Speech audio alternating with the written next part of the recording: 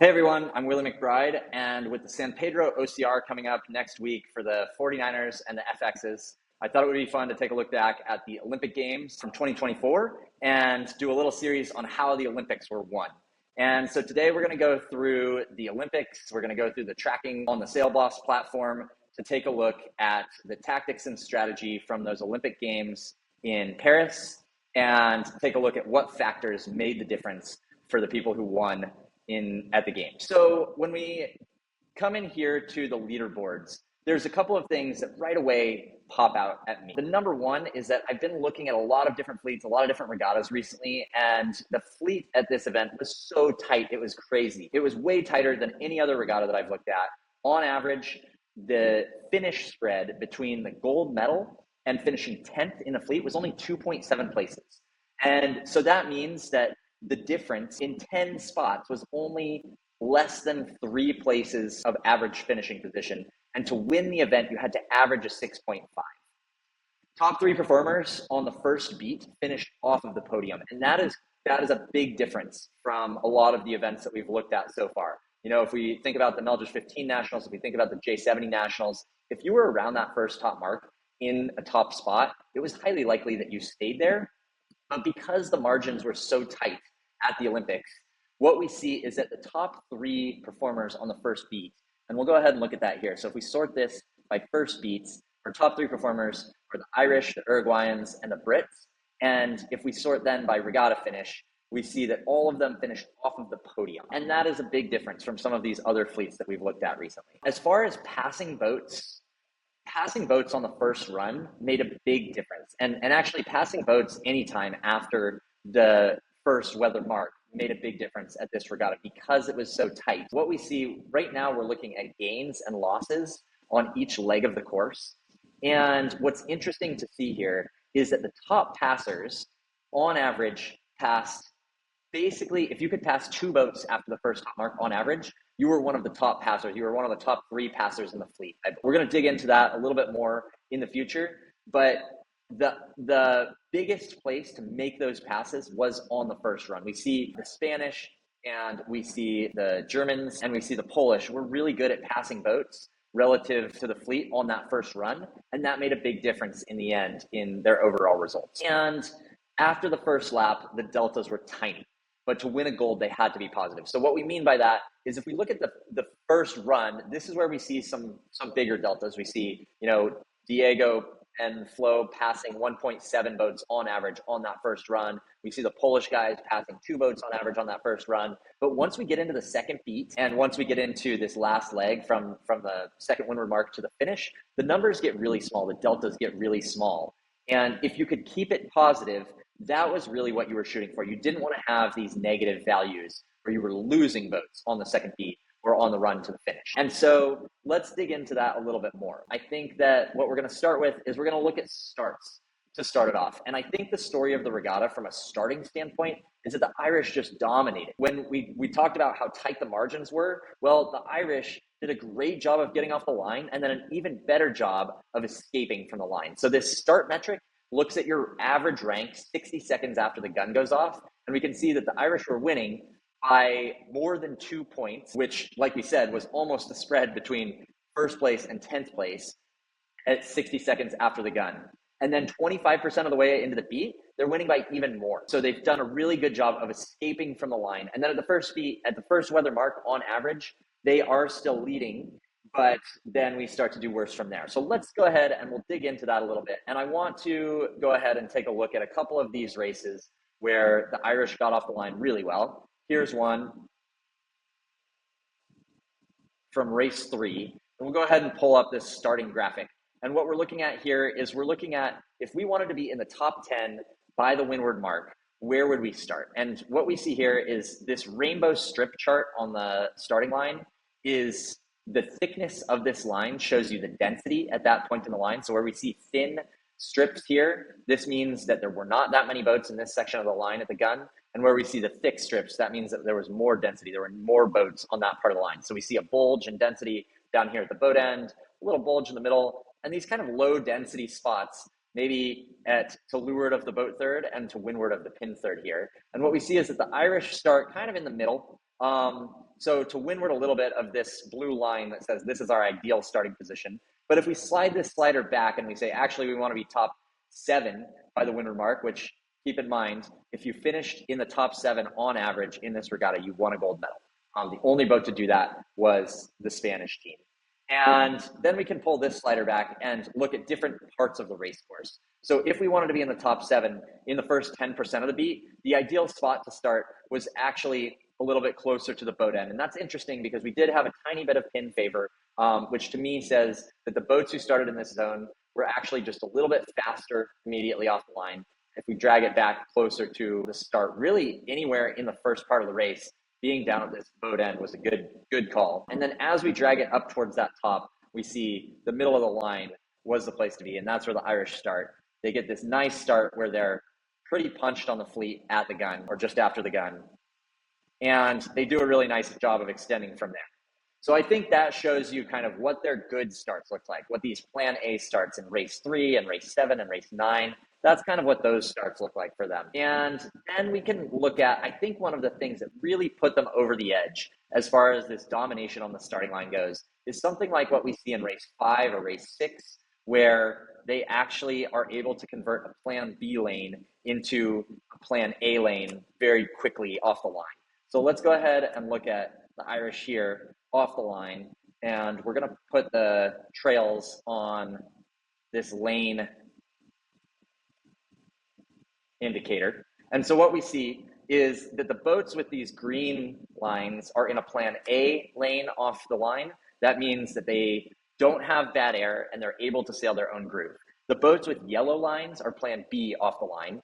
And you can see there's quite a few plan B'ers off the line who probably have clear air, but they're maybe not able to sail their groove. And in this case, this is what happens with the Irish. You know, they've got this boat to leeward who might not be impacting their air immediately off the line. But what the Irish were so good at was sailing this mode pretty quickly off the line that just converts that plan B lane into this lane where they start to lift away a little bit. And now they're in this plan A lane where, you know, they have clear air, they can sail their own groove, they can put the bow down if they need to, they can put the bow up if they need to. And there were so many races that they did that. We'll look at that same thing in race 6 and race 10. And so let's take a look again. If we go to, bam, these guys, and we'll switch over to the lane indicator. And again, off the line, they're in this spot where they're at risk, right? They're maybe in the bad air of that boat to leeward even. But they do this really great job of kind of, there it is, that little boom to windward. And now they're starting to get out of the bad air, and now they're able to kind of sail their own groove. They're right on the edge of falling into a plan B lane, but they're able to convert to plan A. And because of that, I think that's what really put them over the edge. If we go back here and we take a look at the starting percentages, what I like to look at is what percentage plan A, what percentage plan B, and what percentage plan C did each team have. And what I see most often in the 49er fleet and in the 49er FX fleet, in these tight skiff classes, is that almost everybody, even the best starters, often have 30% plan A, 30% plan B, 30% plan C. You know, a third of their starts are plan A, a third plan B, a third plan C. And if you can convert some plan Bs to plan As, whoa, that makes a big difference. And in this case, 23%, so 3 out of the 13 races, the Irish were able to convert that plan B to a plan A using moding off the line. And that made a huge difference in their overall starting performance on those first beats. Okay, so what really made the difference in who won the Olympics was who could pass boats after that first top mark. And let's go back to the scoreboard here to just take a look at that. So Diego, in the Spanish boat up here, if we look at his first weather mark roundings, he averaged an 8.7 around the top. And so that would have put him 5th in the fleet around that first top mark if the regatta had finished at the windward mark. But from there, he was able to climb back to 6.9. And so after the first run, now he's sitting 2nd overall in the regatta. And after the second beat, he's still 2nd, but just by 0.1 points under the Irish. And then on that final run to the finish, was able to convert that to this winning 6.5, which puts him in the lead. And so let's go ahead and look at a little bit of what that looked like. Diego, on average, passed let's see, passed 1.7 boats on this first run. So let's take a look at a couple of these races where he passed a lot of boats on that run and see what it actually looked like. So here's race number 1. And in this race, he rounds the top mark. We'll wind it back here to the top mark. Boom, rounds that mark in 11th at that first top mark of the Olympics. And a lot of the fleet jibe sets here and races out to this corner where there's been pressure on the first beat. And you can see they actually get that pressure again. If we zoom out and we switch our tail over here to speed, what you see is that around the first top mark, the jibe setters, almost all of the front boats jibe set here, except for I believe this is the Austrians, Hong Kong, sorry, who goes straight. Everybody else in that top pack jibe sets, and then as they get out, at some point, get this big pressure header, and you can see the tails go yellow or orange because now they're in way more pressure. They're going way faster. They get this big header in that pressure, and they get dialed down. And in contrast, Diego is in 11th. He goes straight set over here and comes all the way out to this corner and does one and in. But I think what he's able to do by doing that is kind of to sail by himself out there and sail an average angle the whole way across. You know, although there's pressure out here, it's also a righty. If we pull up the shift, let's see, we'll look at wind. What wind is going to show us here is relative to the rest of the wind on the fleet, what shift are you in? And we can see this big red blob out here in the corner. They're all jibing in a righty, and this big blue blob out here, they're all still in a lefty. And so Diego, this boat that we have selected, kind of sails in that lefty, sails in the header around the first windward mark, and then gets a little header here, and it turns into a righty, and he's sort of able to just sail in phase on this downwind. And that makes a big difference in the end. He rounds this leeward mark here in 6th or 7th with a pickup of 4 or 5 places on that run. And that is really part of the power that he has in this regatta. If we look at gate skew, you know, I think that's also another factor that we saw quite a bit in this event. We see that he actually takes the unfavored gate, but it's not that unfavored. It's fairly even enough that, you know, for sure it wouldn't have been worth him going into all this traffic, sailing extra distance to get back across when he jibed on leyline to that mark in that nice righty at the end.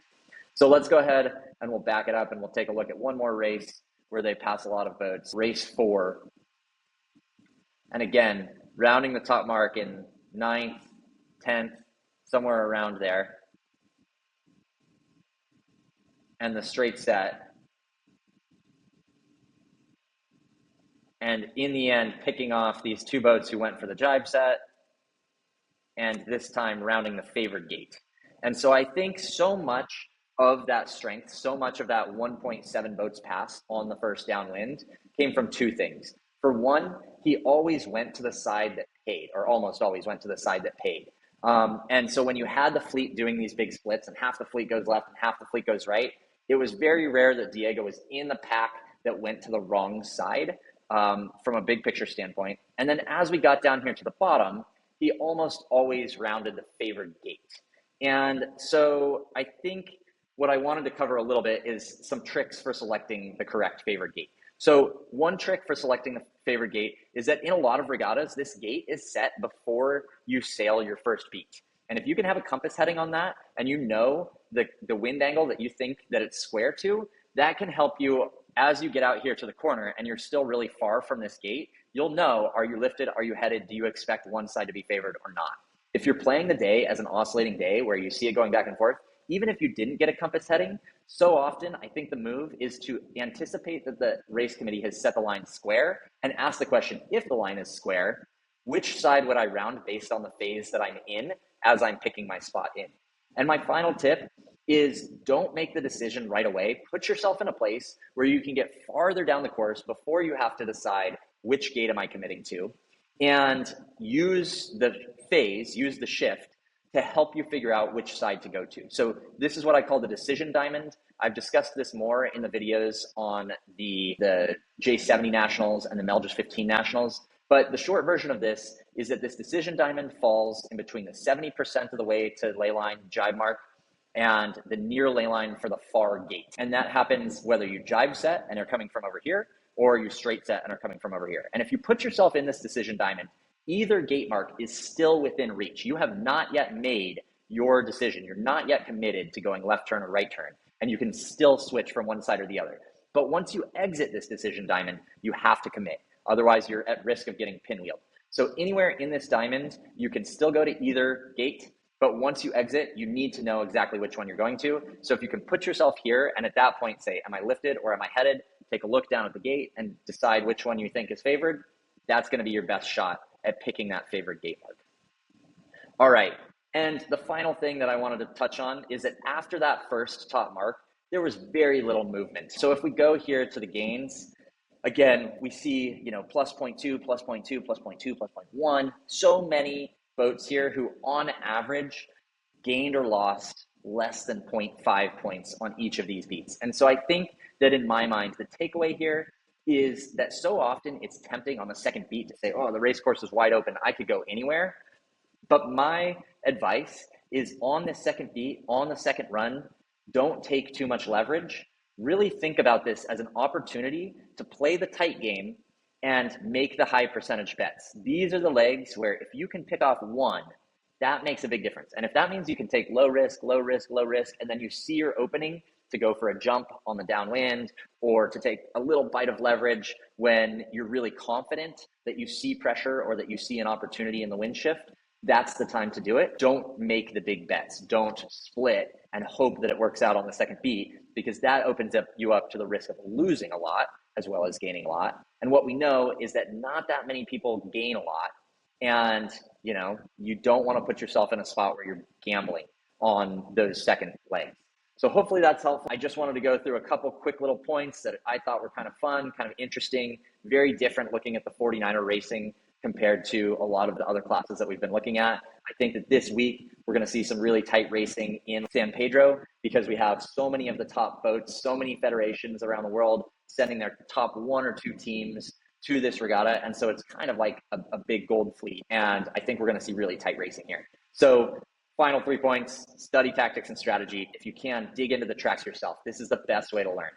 If you can't, read books.